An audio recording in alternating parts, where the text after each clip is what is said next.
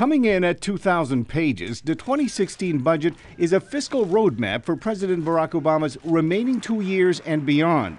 Its aim to bolster the U.S. recovery, keep America safe, and invest in the middle class. But at nearly $4 trillion, it carries a hefty price tag. $561 billion in defense spending, $478 billion for public works projects, $526 billion in non-defense spending, along with assorted tax cuts for the middle class and free community college for students.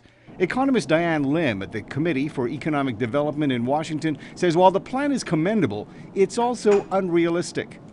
I have no problem with the investment, and I think, in fact, our nation does not invest enough in things that will promote longer-term economic growth. It's just that we have to come up with realistic ways to pay for it, otherwise those investments are never going to happen.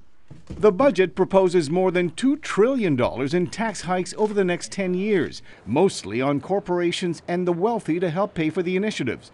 But Republican majorities in both houses of Congress are unlikely to accept this. As it stands, the budget would also add another $6 trillion to the national debt by 2026. So if you go out a decade later or 2 decades later, after the end of the 10-year budget window, we still haven't done anything to figure out how are we going to keep health care costs down so that Medicare spending as a share of GDP doesn't keep rising so dramatically.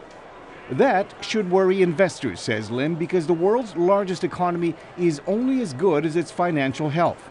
But in testimony before Congress Tuesday, U.S. Treasury Secretary Jack Lew says not only is the U.S. economy growing at a sustainable level, it's doing better than most other countries. The fact is, our businesses created nearly 3 million jobs last year, the most jobs in any year since the late 1990s. From a global perspective, we continue to outperform our trading partners, many of which are still trying to climb out of the vast hole created by the global economic crisis. Congress and the president must still agree on the budget before it can become law, and unless the two sides have the political will to deal with the nation's expensive health care and retirement programs and its unsustainably high debt, Lim says this document isn't going anywhere. Very, very little of it will pass. I can guarantee that. Arcega, VOA News, Washington.